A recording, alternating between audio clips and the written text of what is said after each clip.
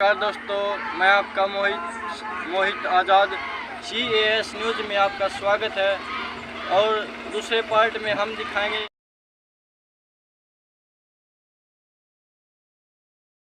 गांव से आ रहे आदरणीय बुजुर्ग मातृशक्ति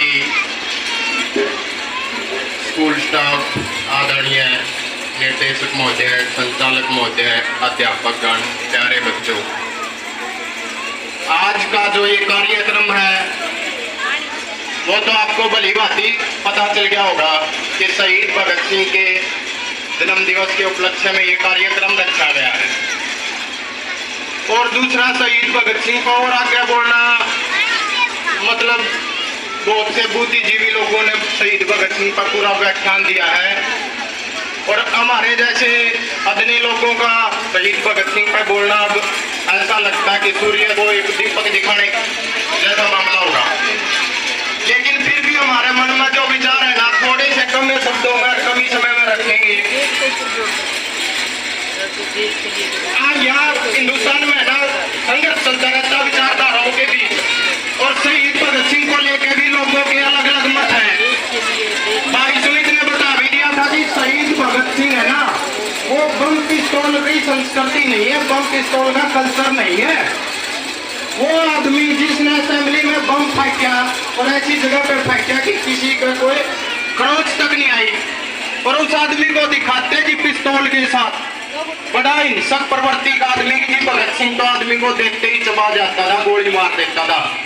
ऐसा नहीं था, मानवता थी उस आदमी में इतनी कूट कह कि पूरी दुनिया की मानवता एक तरफ और भगत सिंह की मानवता एक तरफ। तो कभी भी भगत सिंह को ये मत मान लेना कि जी एक आतंकवादी की तरह देखते हैं लोग।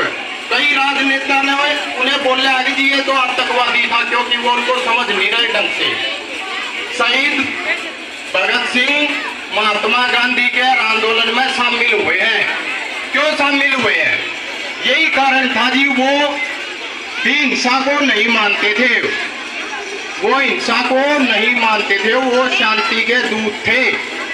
लेकिन कारण ये था जी, कई बार है ना आदमी शांति से नहीं मानता तो उनको समझाने के लिए एक तरीका अपनाना पड़ता है। शहीद भगत सिंह बोलते हैं कि जी क्रांति में ना, क्रांति बम पिस्तौल की संस्कृति नहीं है। लेकिन कई बार क्या होता है, खुद की रक्षा करने के लिए या सामने वाले को समझाने के लिए हथियार का सहारा लिया जा सकता है, लेकिन हथियार क्रांति का अहम हिस्सा नहीं है, एक छोटा सा पार्ट है क्रांति का। दूसरा कि शहीद भगत सिंह उससे आगे की सोचते थे। एक बार दिल्ली के पुराने किले में इकट्ठे होते हैं शहीद भगत सिंह और उनके साथी, और आसपास के जितने क्रांतिकारी संगठन थे सभी शामिल होते हैं। तो शहीद भगत सिंह क्या कहते हैं जी, अपना जो संगठन है HRA, उसमें S और जोड़ो, सोशलिस्ट करो, इसको समाजवादी करो। वो तो लोग पूछते हैं जी सोशलिस्ट का मतलब क्या है। इस सोशलिस्ट से तो भगत सिंह बताते हैं जी केवल आजादी हमारा मकसद नहीं है, आजादी के बाद हमारा देश हिंदुस्तान वो कैसा होगा वो हमारा मकसद है। भगत सिंह बोलते थे जी आज के समय में गोरे लोगों का राज है, लेकिन अब परेशान कौन है? परेशान है यहाँ का आम किसान, मजदूर, छात्र, नौजवान, छोटा कर्मचारी, छोटा दुकानदार। जो पैसे वाले लोग हैं, बिड़ला लोग हैं, धनाढ्य लोग हैं, उनको आज भी कोई समस्या नहीं है। लेकिन आजादी के बाद ऐसा ना हो कि यही व्यवस्था बनी रहे। जिन लोगों को क्रांति की जरूरत है, आजादी की जरूरत है, उनको फायदा ना हो इस चीज का। तो इसी मामले को लेकर भगत सिंह ने सोशलिस्ट शब्द HSRA बनाया, अपना संगठन हिंदुस्तान सोशलिस्ट रिवॉल्यूशनरी एसोसिएशन, मतलब समाजवादी देश होना चाहिए। हमारी व्यवस्था ऐसी होनी चाहिए जहां आम जन को उसका फायदा मिले।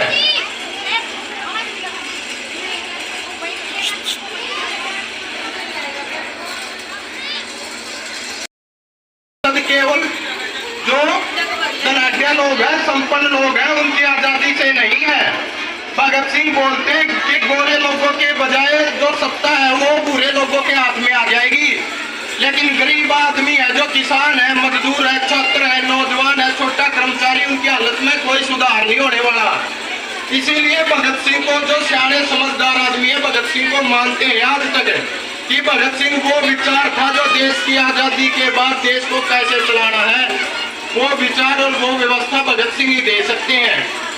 इसीलिए आज हम इसका, ये आदमी 1907 में पैदा हुआ और आज 2022 में इसको याद कर रहे हैं। क्यों याद कर रहे हैं?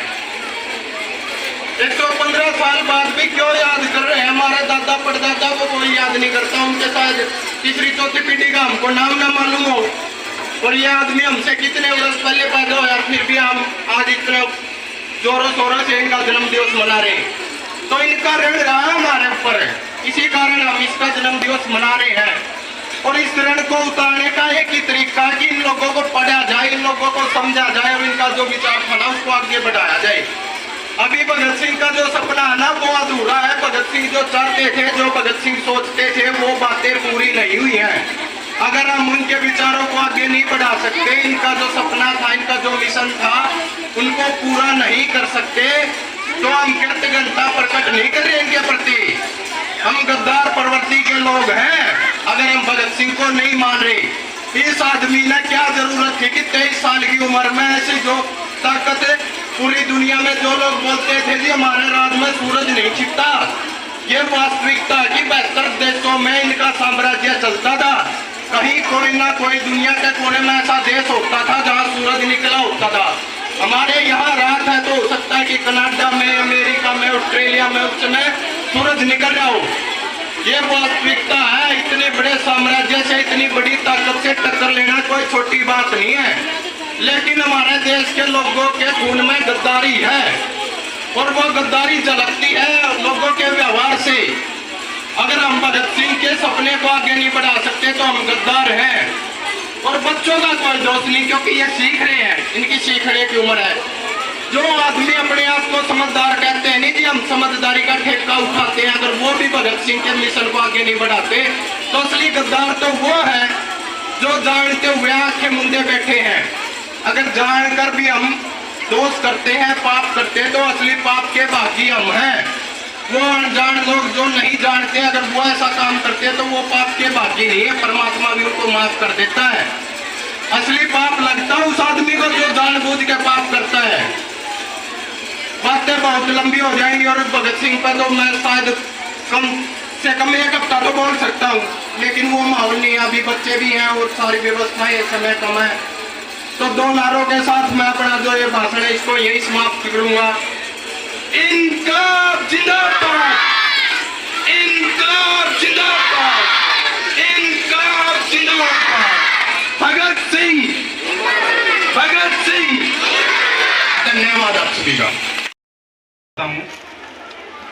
कि इन्होंने एक ऐसा माहौल, एक ऐसा मंच में हमारे को प्रदान किया है कि हम सब आज इकट्ठा हुए। इनमें से सबसे सीनियर सिटीजन्स जो हमारे आए हैं यहाँ पे, मैं उनका धन्यवाद करना चाहूँगा, उनको भी नमन करना चाहूँगा। साथ के साथ जो सोशल वर्कर हैं, मेरे बड़े भाई हैं, मेरे छोटे भाई हैं, कुछ सीनियर जूनियर जो भी आए हैं अपना टाइम निकाल करके, उन सभी को मैं तहे दिल से धन्यवाद करना चाहूँगा। साथ के साथ मेरे प्यारे बच्चों, इस शुभ अवसर पर, इस शुभ दिन पर मैं आप सभी को भी बधाई देना चाहता हूँ। वैसे तो आपको बढ़िया बढ़िया बातें जीवनी के बारे में, भगत सिंह जी के जीवनी के बारे में बहुत सारी बातें, ढेर सारी बातें आज जानने को मिली, सुनने को मिली।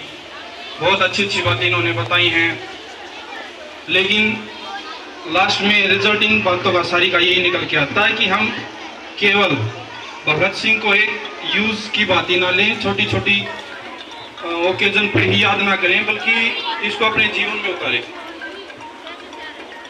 और हर एक बात से प्रेरित होकर के हम आगे बढ़ें और कुछ ऐसा करें जो समाज में याद करने योग्य है, स्वर्णीय अपने जो भी वर्क हैं वो हो जाएं, हमारे को याद रखा जाए। जैसे कि भगत सिंह को आज हम याद कर रहे हैं, इतने दिन होने के बावजूद भी उनकी 115वीं जयंती आज हम सेलिब्रेट कर रहे हैं।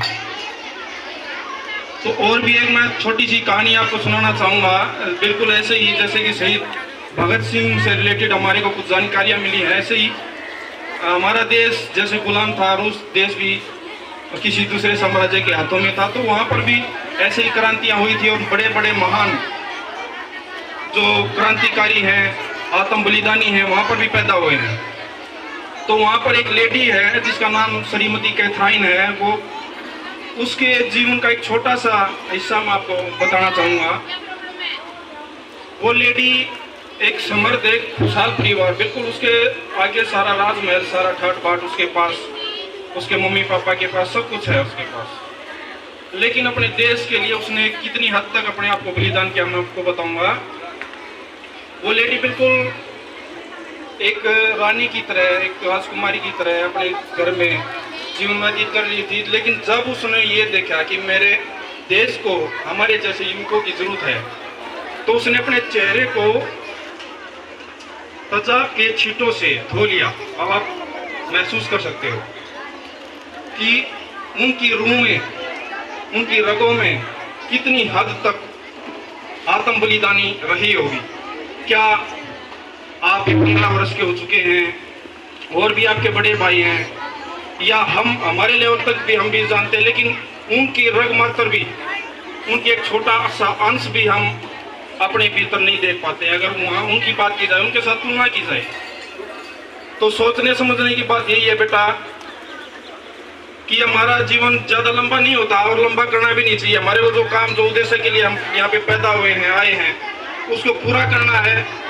जैसे कि भगत सिंह जी 23 साल की उम्र में ही अपना उद्देश्य पूरा करके गए थे। उन्होंने लाखों भगत सिंह की अंदर की आत्मा को जगा दिया था।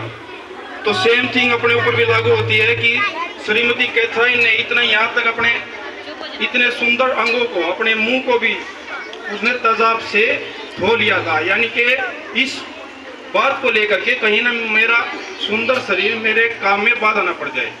तो आप अंदाजा लगा सकते हो इतने आत्म त्यागी, इतने आत्म बलिदानी देश इस धरती के ऊपर पधारे हैं, चाहे वो रूस है। देखो ये कोई बात नहीं होती कि मेरा भारत देश में है, और तो इसमें भी महान महान क्रांतिकारी पैदा हुए, तो सबके लिए हमारे दिल में रिस्पेक्ट है।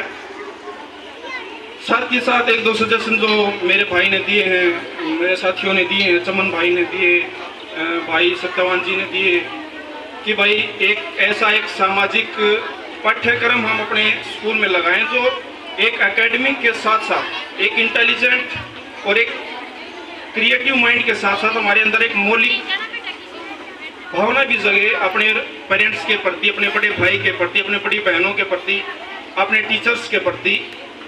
तो सभी के लिए अपने अंदर भावना जागृत करने के लिए हम उस पाठ्यक्रम के ऊपर बिल्कुल हम अमल करेंगे और कुछ न कुछ ऐसी किताबें लाइब्रेरी में ज़रूर अवेलेबल करवाएंगे कि बच्चों को उनसे पढ़ करके कुछ ऐसी जागृति है कि वो अपने जीवन में उतारे और उस चीज़ को लागू कर करके कुछ कामयाब, कुछ ऐसे इंसान बने जिसका कहीं ना कहीं सहयोग हमारे को समाज में देखने को मिले।